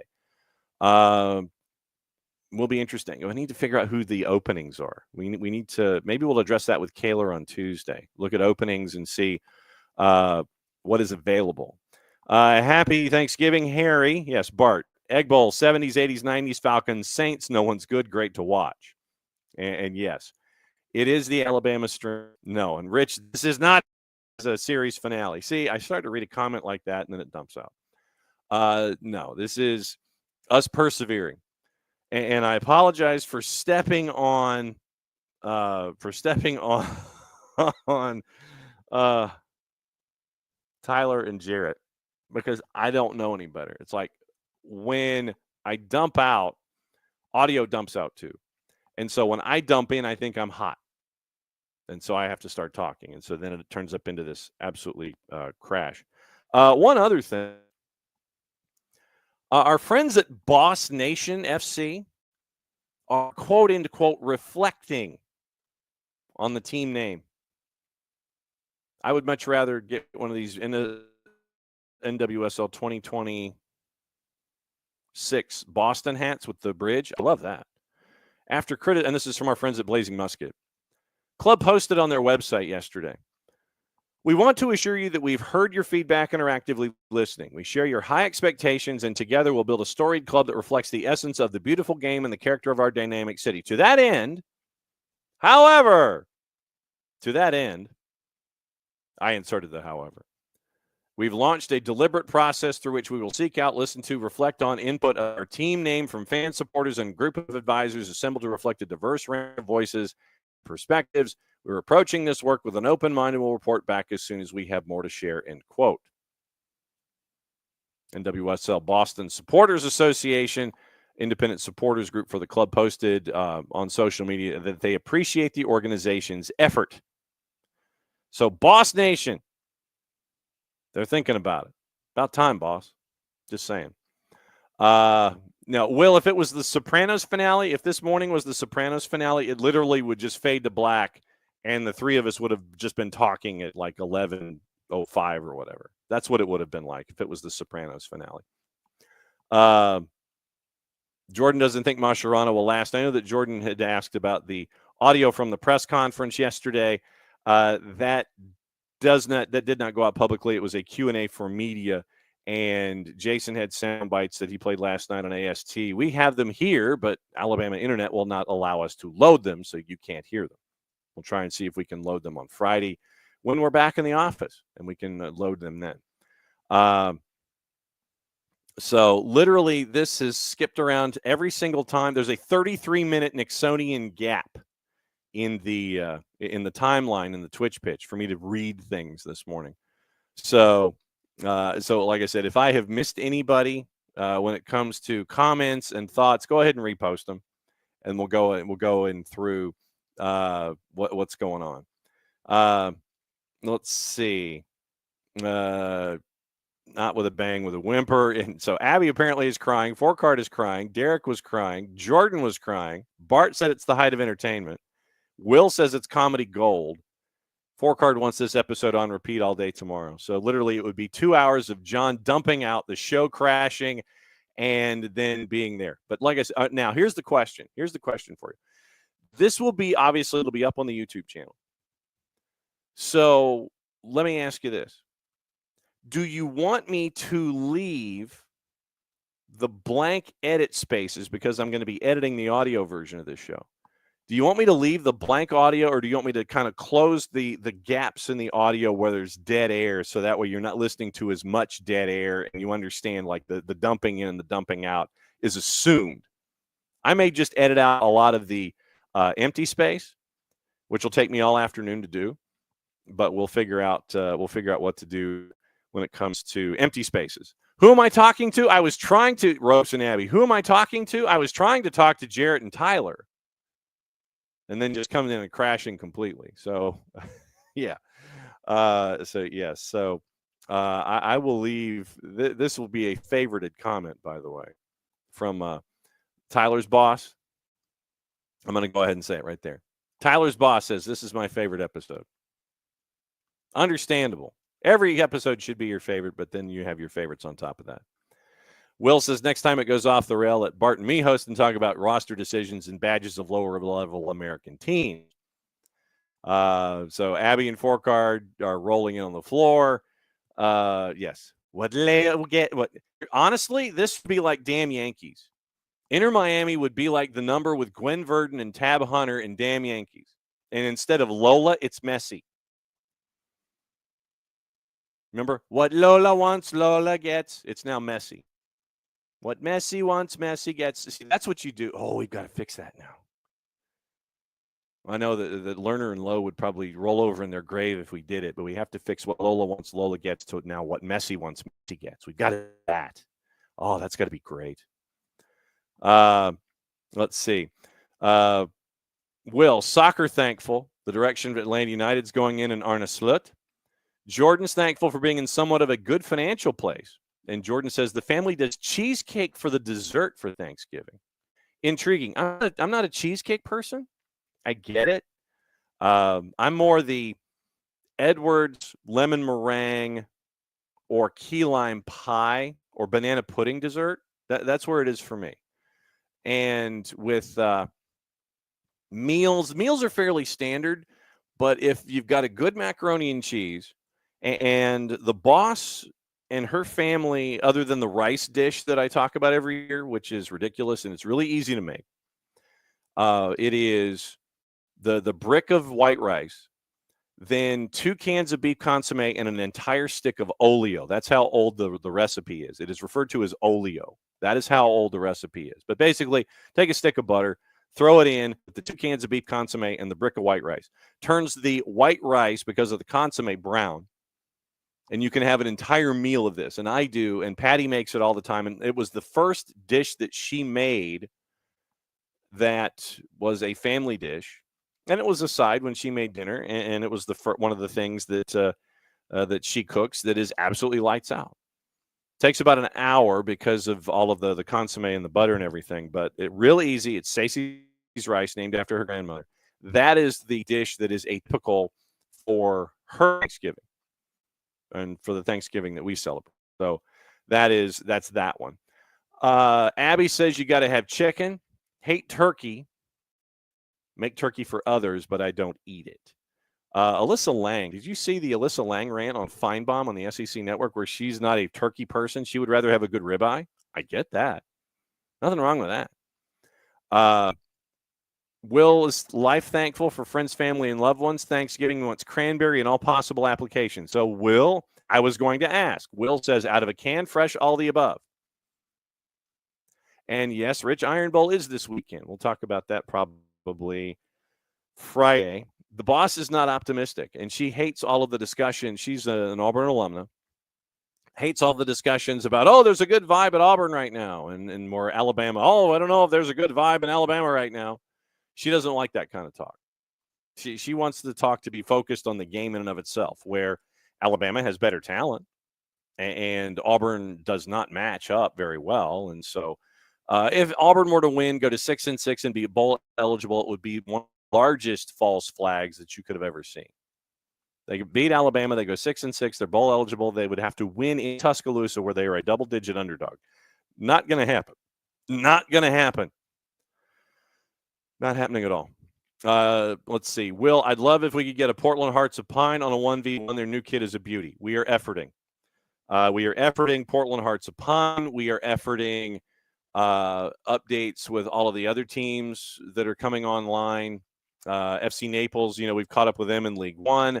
Westchester, we need to catch up with them. It was great. If you missed the Texoma one, the Texoma FC 1v1 that we did, that one was a cool one because basically 30 days on the job, and you go from being sporting director to sporting director and head coach. And we have to work on, and Hutch brought this up, how do we do a Red River rivalry between Corpus Christi and Texoma? He did mention Lake Texhoma, Texhoma, but there has to be a city that's like 50-50, and we come up with a modular stadium and do something there. I think that would be fantastic. That would be great. Abby, thankful for all the soccer peeps. Will, fun to get a vibe before their first season. Derek, UNG. Derek's Gainesville, his hometown. Or is it technically the suburbs of Gainesville, like Fairmont or something like that? Abby's looking forward to seeing Wicked in the theater. Saw the show, but it was at the Fox. Missed half of the lines because the sound was awful. Need to see it elsewhere in person. Yeah, and Team Elio brings up Utah in the NHL. They're called Utah HC, Utah Hockey Club. And that, of course, and I love that. Utah Hockey Club, Utah HC, love it. I hope the gear sells out. By the way, friend of the network, Mike Folta, does their radio. Great pickup for them and fantastic opportunity for Mike. Let's see. Keeping in all naturals. Let's see. Make him the Yeti. Make him the Yeti. So Tyler's like, don't touch this episode. It's legendary as is. So Tyler says, don't touch the audio. Okay, fine. I mean, this YouTube video, the YouTube is good. The live, go to the YouTube channel. You will see all of this. This you will see. That's the easy part. I didn't know if for the audio portion, if you're driving along, like if you're listening to the show later today, if you're listening to the show this weekend, if you're listening to the show in 2028, I didn't know if you wanted me to compress the gaps of the audio or if you wanted to have it as is. But apparently, Tyler's boss says that this is her favorite episode.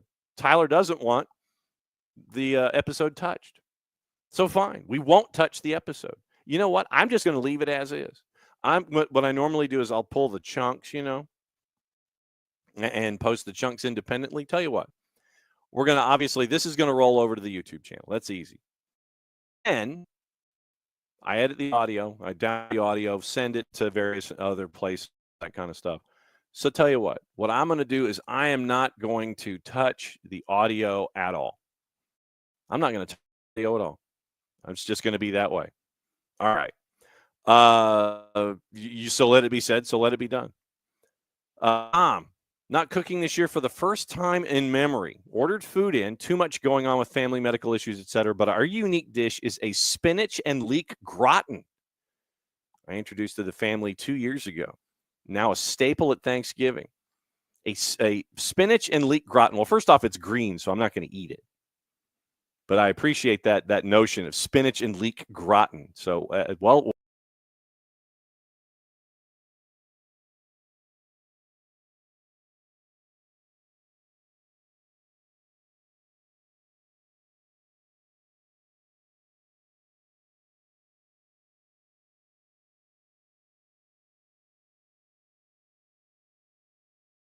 out.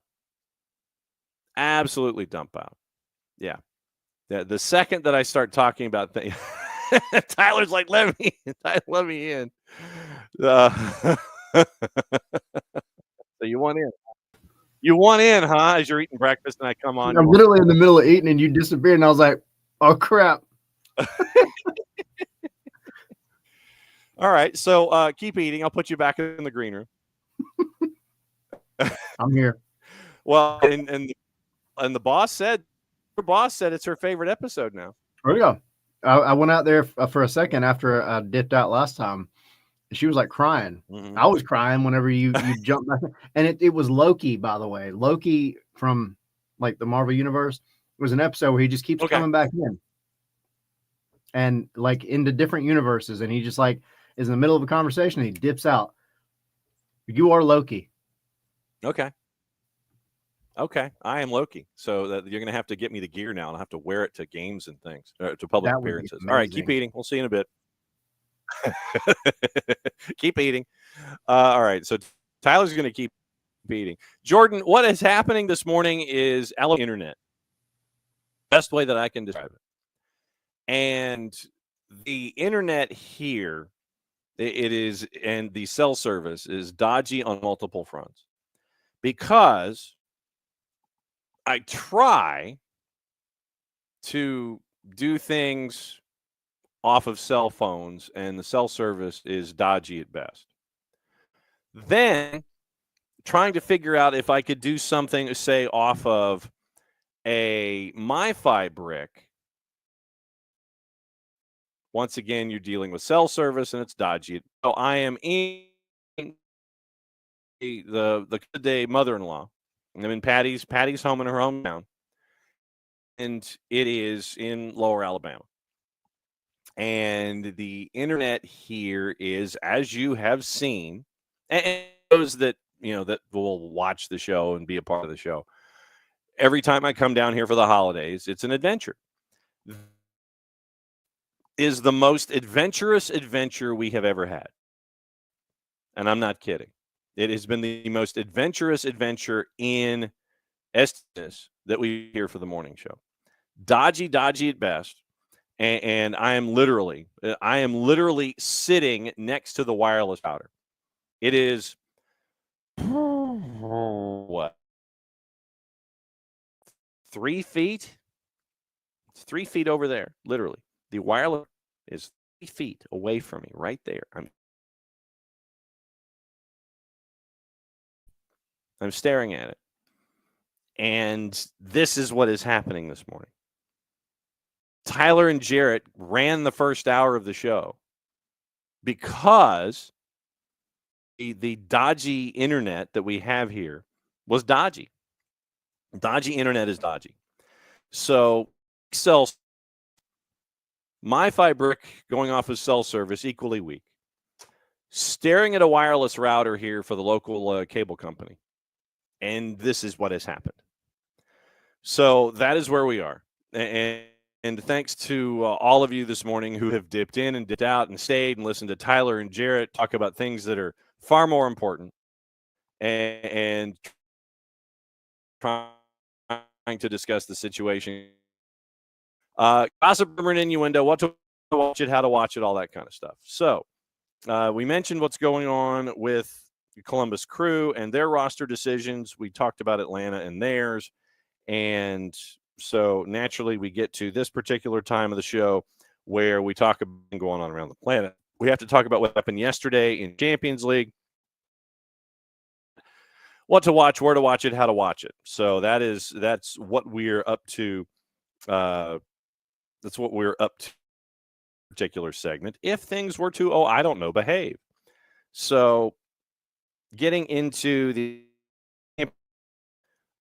rumors, the FA's investigating when it came to Russell Coote and his investigation.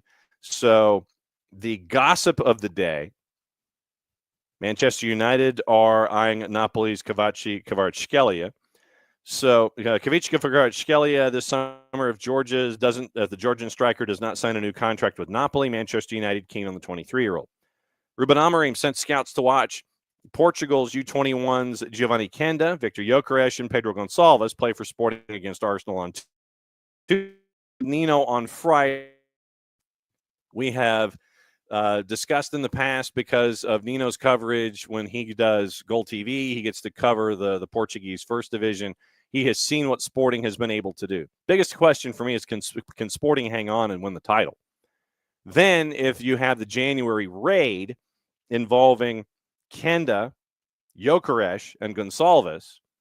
What happens to Sporting as they go forward? We'll talk to Nino about that. Also catch up with Nico Moreno on Friday. That's the 10. The Power Hour on Friday is now not Thursday, but Friday because of the holiday. Real Madrid want to sign a new right. See Spurs Spain defender Pedro Porro as a potential target. Brighton have made Evan Ferguson available for loan in January. Manchester United want to sign a new left back this summer. Bayern Munich, Davies, AC Milan's Theo Hernandez under consideration. That's from Florian Plettenberg at Sky Germany. Ruud van Nistelrooy is a favorite for the Leicester job after holding talks with the club's hierarchy, according to our friends at Football Insider. Arsenal monitoring Atalanta's 25-year-old Argentina-born Italy striker Matteo Retegui, valued at £38 million. That's from our friends at Calcio Mercato. Manchester United are considering selling Joshua. Juve is interested in the striker. Arsenal are in talks with 17-year-old England U19 midfielder Ethan Nwaneri over a long-term contract. That's from Fabrizio Romano. Manchester United preparing a professional contract for Denmark U18's forward Cheeto Obi Martin when he turns 17 at the end of the month. That comes from Tipsblad in Danish. And Chelsea set to sign Watford.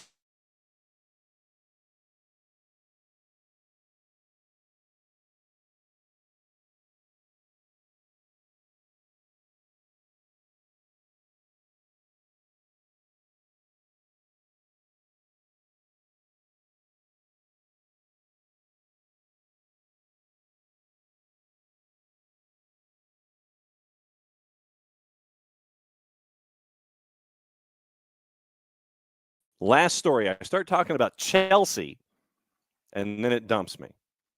Chelsea, and it dumps me. Chelsea set to sign Watford 15-year-old England U16 midfielder Matisse Eboué, son of former Arsenal fullback Emmanuel Eboué. That's from the four-letter paper.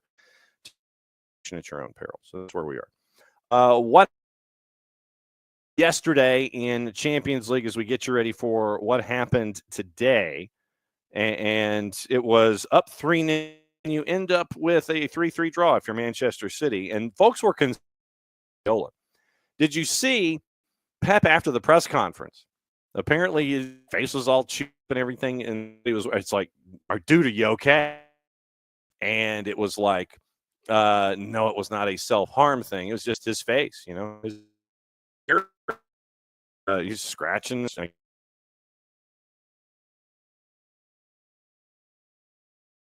He's thinking, and sometimes you think too hard. So today, league phase of Champions League. Stuttgart a -115 on the road at Red Star, who's a +290. Graz is a +244 road dog, a home dog with Girona coming at a +108. Aston Villa is a +136 at home, hosting Juve at a +222. That starts your 3 o'clock games. Bologna +137, hosting Lille. Lille is a +218. Celtic and Club Brugge. Celtic is a your draws a +252. Club Brugge is a +245. Dinamo Zagreb a +421 at home, hosting Dortmund at a -156. Liverpool is a -132 at home, hosting Real Madrid, who's a +326. Your draw is a +312. Also, Monaco +130, hosting Benfica at +190. PSV Shakhtar is a +567. PSV is a -227. So that's your Champions League numbers for today. Let me check and see when Europa League kicks back in. Europa League kicks in tomorrow. So Europa League is tomorrow, 12:45 and 3 o'clock. Let me go through some highlights quickly. Porto favored on the road. A big favorite at home at a -500. Galatasaray favorite on 19. Besiktas big favorite at home against Maccabi Tel Aviv. Dinamo Kyiv favored at home against Pilsen. Lazio big favorite at home against Ludogorets. Karabag. Dog at home at a +242 with Lyon visiting. Salonika -135 on the road at our friends RFS. Braga +104 hosting Hoffenheim. FCS is a dog with Olympiacos coming to town at a +122. Ferencvaros at home a -119 against Malmö.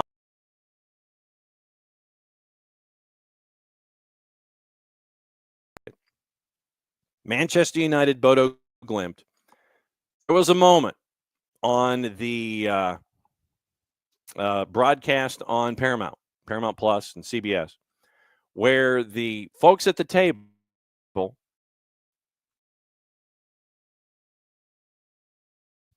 and Brest as a part of this past window. We'll get into the results from yesterday in a bit. Meeks couldn't say anything. Jamie Carragher, Thierry Henry, Kate Scott, they did. And you could see Meeks at the end of the table not being able to say a word. Let's see. Had Midtjylland, a home dog to Eintracht Frankfurt at a plus 106. Nice favored at home at a minus 118 to Rangers, who were north of plus 300. Real Sociedad favored at home minus 102 to Ajax at a plus 286. Plus 137 hosting Fenerbahce, plus 209. Spurs minus Roma at a plus 326. FC Twente a plus 123 hosting Royal Union at a plus 280. Yesterday, we mentioned the juice boxes today. And 3-0, 3-3. Barcelona, big winner over Brest. There, I said it. And that was where the conversation was yesterday with Champions League. Barcelona win 3-0. Leverkusen 5-0 over Salzburg. Bayern Munich 1-0 over PSG. Inter 1-0 over RB Leipzig. Manchester City draws Feyenoord at a plus 690 at 3-3. Over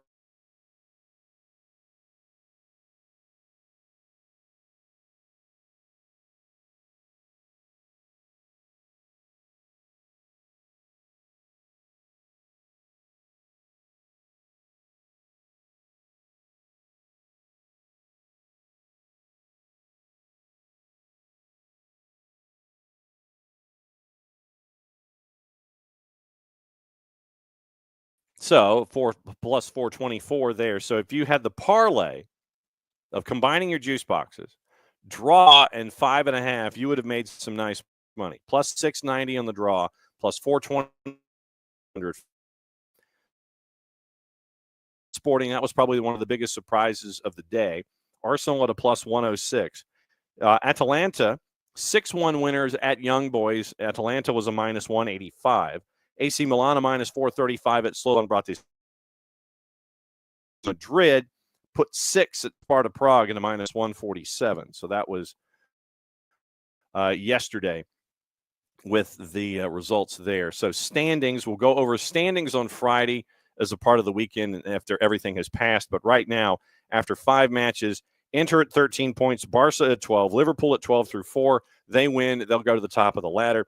Atalanta's at 11. Leverkusen, Monaco, Arsenal, Sporting, they're all top 8 right now at 10 points. Brest are out on tiebreakers. There's a joke in there somewhere. What you know what on here on the planet. So soccer, and I'm trying to do this once again with multiple devices going at the same time. I'm testing the limit of Alabama Wireless. I'm testing the limits of Alabama Wireless. So the TV, I can't do it from that device because it doesn't have all my logins. So let's see if I can do it from this device. And we will check and see. So that's email. And like I said, I'm trying to do this and not collapse this very delicate house of cards that I have here with logging in and talking this kind of stuff. I mean, Tyler's still working and he's still eating. So good for Tyler that he has survived to this point. And the fact that I actually see him eating. And so, no, sign in. Sign in. Let's see. There we go. So I'd like to sign in, please. Log in successful. Congratulations. All right. Good work. Soccer on TV today, Soccer America, and this is where we get most of our information on a everything.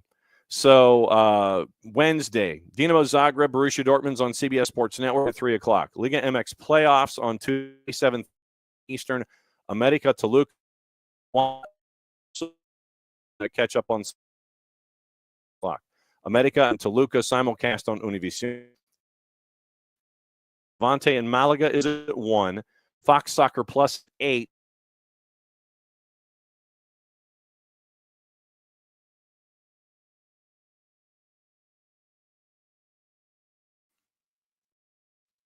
started at 5 o'clock. So championship on Paramount Plus. Leeds and Luton at 2:40.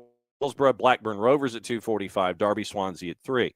All of the Champions League games, the 2 at 3:45 and the 7 at 3 o'clock are on. UEFA Conference League, because of location, they always have like the one that is kind of off the beaten track. Istanbul Başakşehir playing Petrocub. I got to find one of those jerseys. I don't know where they are. I got to find one of those jerseys. 10:30. So they are underway late first half. Tomorrow, just to have it up and running, Paramount Plus is running Europa League all day long and Europa and UEFA Conference League all day long. We'll get into the matchups in Conference League.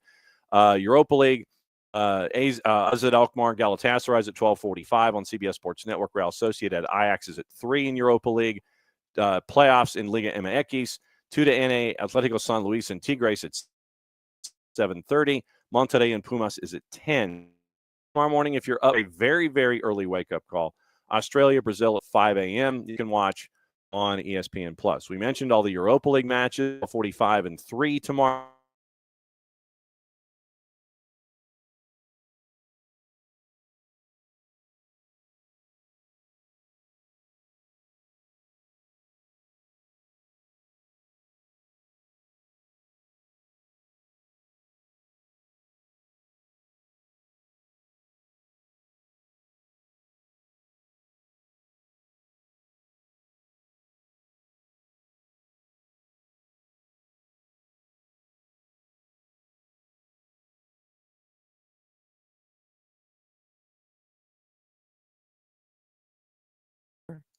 It's the lovely. This is what Alabama Internet does to StreamYard. It absolutely it splinters you and clones you. It's like Multiplicity, the TV show.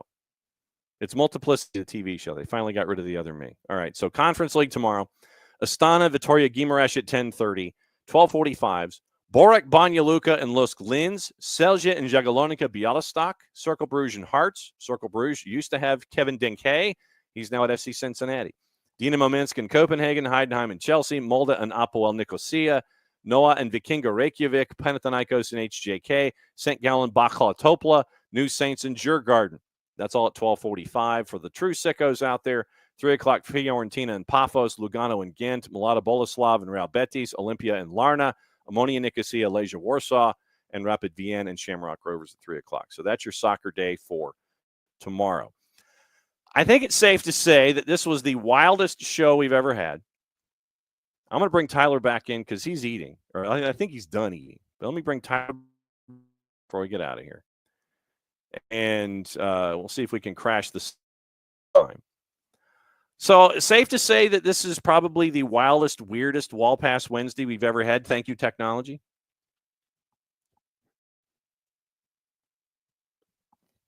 Unmute yourself, sir. There we go. Wow. Mm-hmm. Mm-hmm. I can.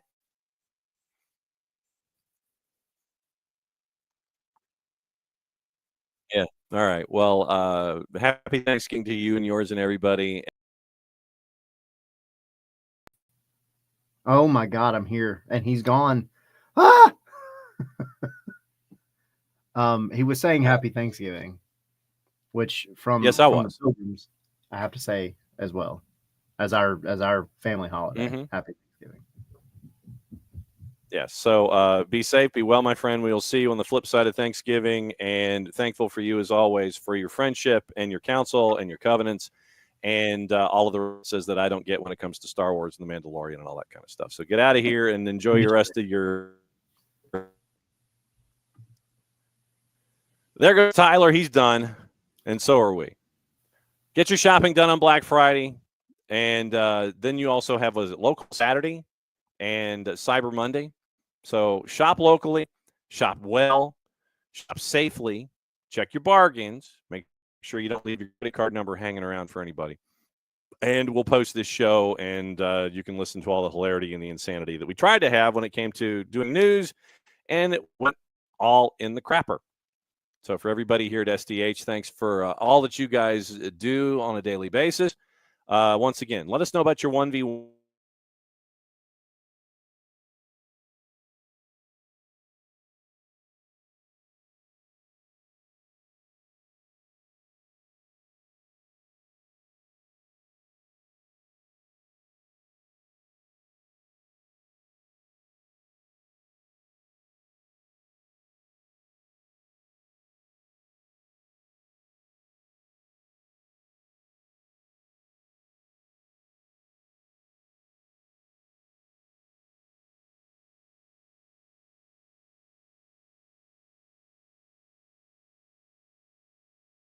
post them on all day, and we'll let you know what's going on with all of the other content.